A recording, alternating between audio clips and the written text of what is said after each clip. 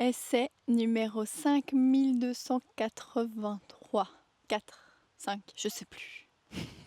Ou comment procrastiner le fait que j'ai quelque chose à vous dire aujourd'hui.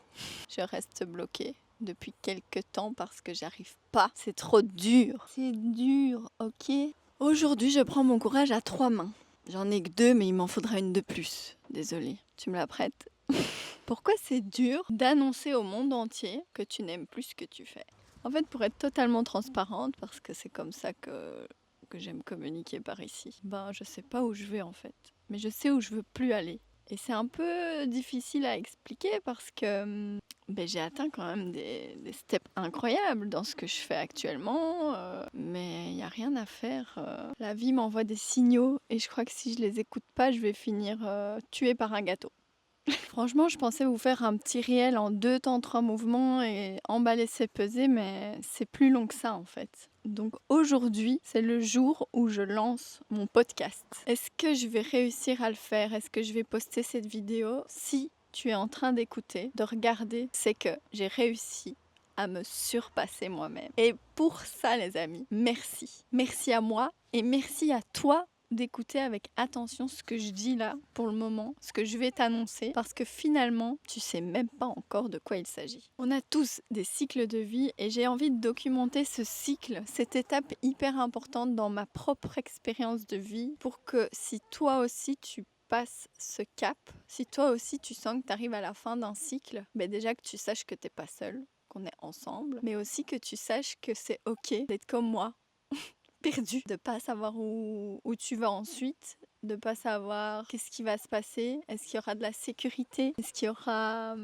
du succès. Aujourd'hui, j'ai envie de l'annoncer. Ça fait 10 ans que je bâtis un rêve. J'ai commencé complémentaire, j'ai vraiment eu difficile et encore aujourd'hui, j'ai difficile à boucler les fins de mois, etc. Et c'est aussi ce qui me motive finalement parce que je vois pas trop l'issue au final. Quel est le but après tout ça finalement? En fait, si tu prends pas plaisir dans l'instant T, il n'y a aucun but. Mais j'ai kiffé ces instants, j'ai kiffé step by step, faire grandir ce bébé, loulou sucré, faire grandir ce petit business, d'abord de commande de gâteaux, ensuite sur les réseaux sociaux, via les formations, via l'émission, j'ai fait vraiment grandir ce truc pour finalement me rendre compte qu'après avoir réussi toutes ces choses que je pensais bâtir en une vie entière, me dire j'ai un peu atteint ce que je pensais atteindre en fait. Et puis quand tu as atteint un step, tu te demandes, tu te poses les questions, qu'est-ce que sera la suite, pourquoi tu le fais, et c'est hyper important d'introspecter à ce moment-là si vraiment t'as plus de but en fait, si vraiment tu sais pas pourquoi tu le fais au quotidien. C'est ce qu'il est en train de m'arriver et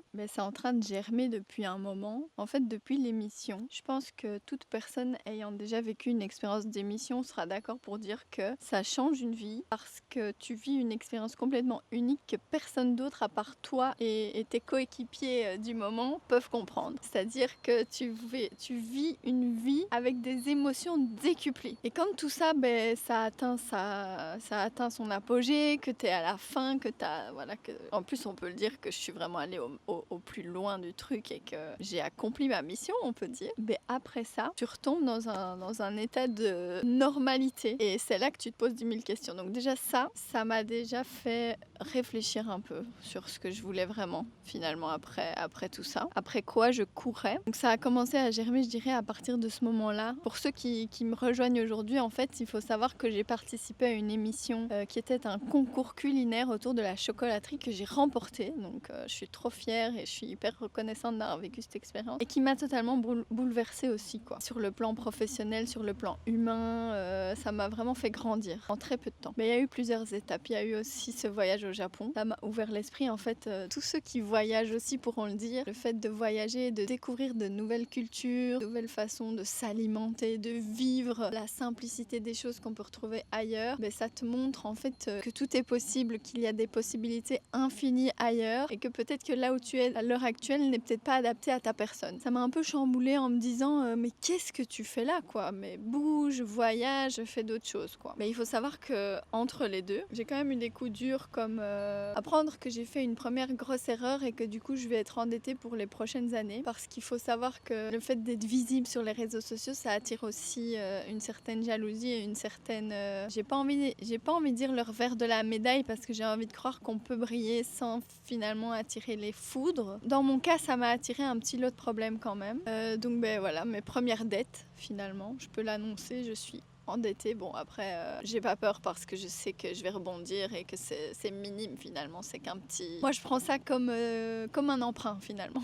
Et j'ai pas peur pour ça, honnêtement j'ai pas peur, j'ai fait le travail, tout va bien. J'ai eu vraiment une ascension fulgurante de visibilité, puis du jour au lendemain, tous mes réseaux sociaux ont été coupés pendant 1 mois. Ça aussi ça a été un coup parce que je me suis retrouvée face à moi-même sans la possibilité de mettre en avant mon travail et d'être rémunérée, parce qu'il faut savoir que ce travail que j'avais réalisé, c'était dans le but de vendre en ligne, et sans réseaux sociaux, je ne vendais pas. Oui, c'est même personnellement sur le fait d'être invisible aux yeux des autres, alors que le but était d'être visible, donc ça met un coup. Mais c'est surtout le fait de ne plus pouvoir vendre pendant 1 mois, alors que les factures continuent de tomber, que la vie continue, quoi. Et 1 mois, c'est énorme, faire 1 mois de trou financier comme ça. 2024 a été une année qui m'a fait grimper.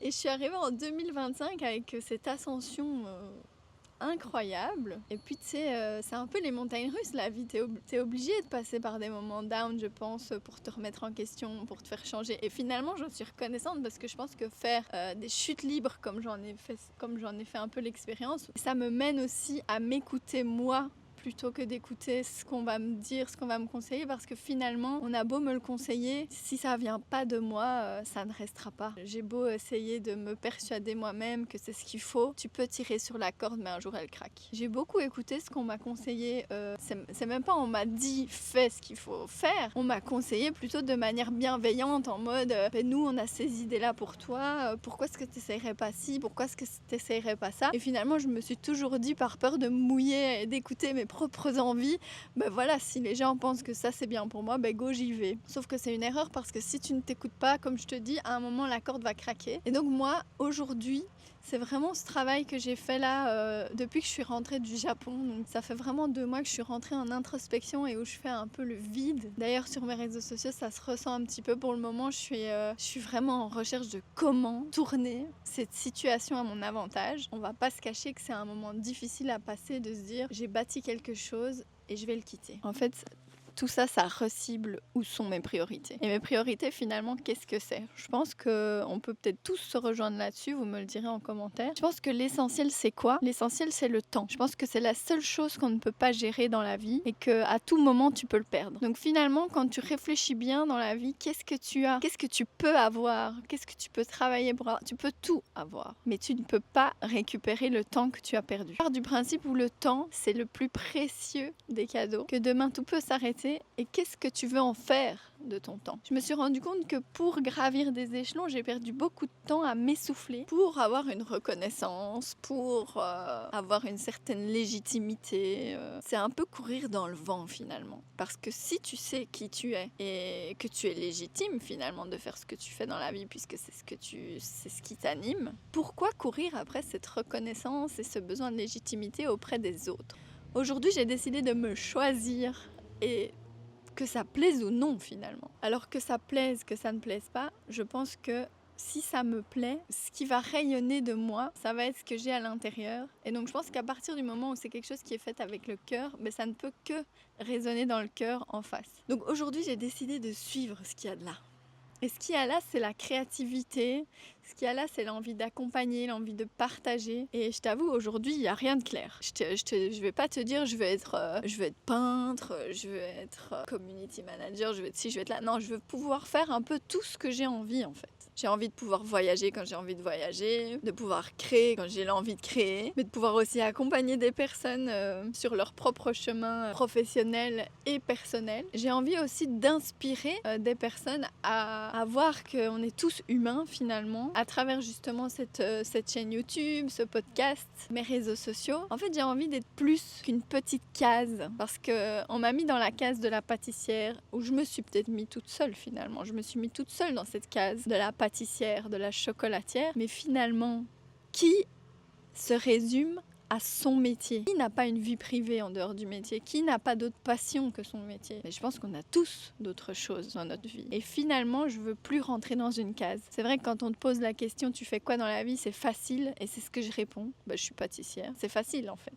Tu dois pas te justifier. Si demain, on me dit qu'est-ce que tu fais dans la vie et que je dois répondre honnêtement, en fait, je suis artiste, je suis sensible, j'aime bien faire de la pâtisserie, j'aime bien faire un peu d'immobilier, j'aime bien retaper des maisons, j'aime bien accompagner des personnes, j'aime bien former, j'aime bien accompagner, je l'ai déjà dit, mais c'est fort.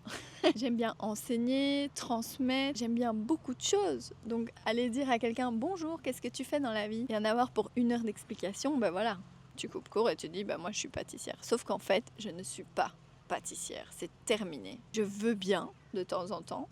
J'ai bien envie de continuer à faire de l'artistique en chocolaterie, de me faire mes petits déjeuners, de faire des gâteaux d'anniversaire à mes proches. De temps en temps une commande ou l'autre, pourquoi pas, même si je pense qu'in fine ça va se terminer. C'est pas comment on va clôturer cette vidéo, mais j'ai envie de dire que finalement, cette vidéo, c'est la fin de quelque chose. J'arrête pas de vous dire ce n'est que le début, je t'emmène dans mon aventure, etc. Mais aujourd'hui, oui, tu es toujours là dans mon aventure et c'est pas la fin. Je vais continuer justement, je crois que je vais développer ce côté communication. Mais c'est la fin d'un cycle. Et j'ai envie de mettre en avant la possibilité de se dire que c'est ok, j'ai atteint l'apogée dans un certain cycle de ma vie. Je ferme ce livre, j'en ouvre un autre et on va découvrir ensemble ce qui va s'y passer. J'ai plein d'envies, mais finalement, j'ai pas envie de re-rentrer dans une case là tout de suite. J'ai envie de pouvoir m'ouvrir plein de possibilités, de pouvoir créer en partenariat, de pouvoir créer pour des personnes qui ont du mal à créer, parce que je sais que c'est pas donné à tout le monde la créativité, même si je pense que tout le monde peut la développer. J'ai envie de pouvoir accompagner des personnes qui seraient peut-être en manque de confiance, en manque d'idées pour leurs projets, en manque de technique aussi, parce qu'à tout moment ça peut rester dans la pâtisserie. Moi je suis ok de venir accompagner quelqu'un qui a besoin de conseils en pâtisserie, puisque finalement je suis arrivée à un certain stade qui m'amène une certaine expertise. Donc je crois que je vais toujours rester aussi dans l'accompagnement des personnes qui souhaitent développer des projets pâtissiers, mais pas que. Des trucs visuels, des trucs sensoriels finalement.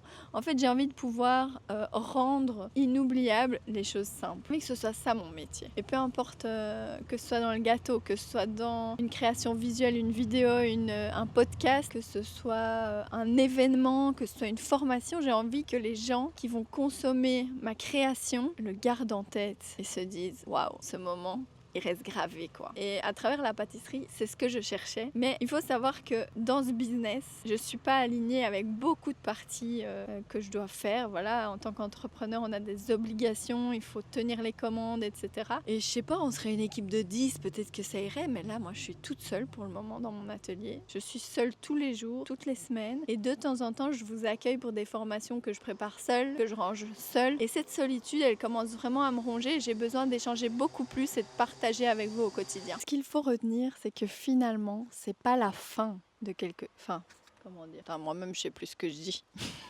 C'est surtout la fin de ce lieu physique dans lequel ça fait 2 ans à peu près. Je sais plus exactement, mais à peu près 2 ans que je suis à l'atelier Loulou Sucré. Je vais remettre les clés de cet établissement pour me concentrer sur des choses beaucoup plus alignées à moi, parce qu'aller tous les jours travailler seule dans cet atelier qui est énorme et beaucoup trop grand pour moi, c'est plus aligné. Donc je dis pas que je ferai plus de commandes, je pense que je continuerai peut-être plic-ploc comme ça si j'ai des événements sympas, parce que ça reste artistique. Donc si on me demande un gâteau qui sort de l'ordinaire, je pense que je les choisirai en fait. Ce sera beaucoup plus exceptionnel quand je ferai un gâteau finalement.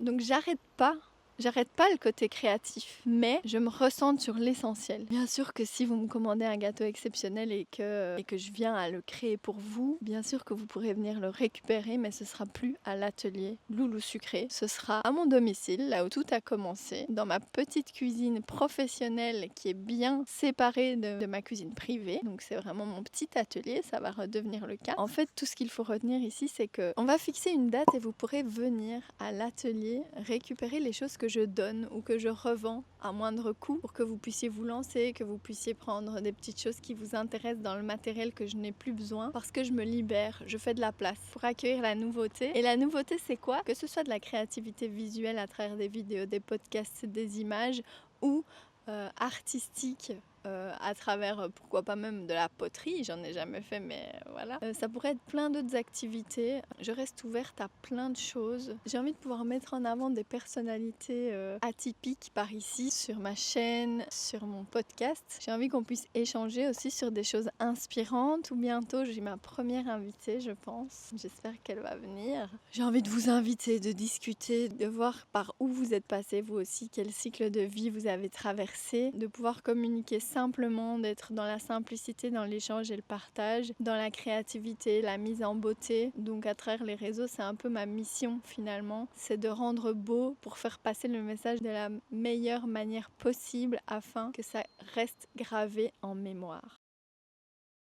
Merci d'avoir visionné cette vidéo, j'espère qu'elle t'a plu. Je te convie, si tu souhaites venir choper des petites choses, à venir à la clôture vide-grenier, vide-dressing de l'atelier Loulou Sucré. Ce sera un peu un vide-dressing parce qu'avec des copines, on a prévu d'amener des vêtements, mais ce sera aussi et surtout un vide-grenier pâtissier dans lequel tu pourras venir choper du matériel, des équipements de pâtisserie à moindre coût parce qu'on fait de la place puisqu'on quitte l'atelier définitivement. Si tu es intéressé, tu es convié le 23 août entre 13 et 16 heures. Tu peux également réserver certaines choses à distance et venir les récupérer ensuite, mais ce sera le premier arrivé, le premier servi. Donc n'hésite pas à venir s'il y a des choses qui t'intéressent pour ce vide-grenier vide-dressing.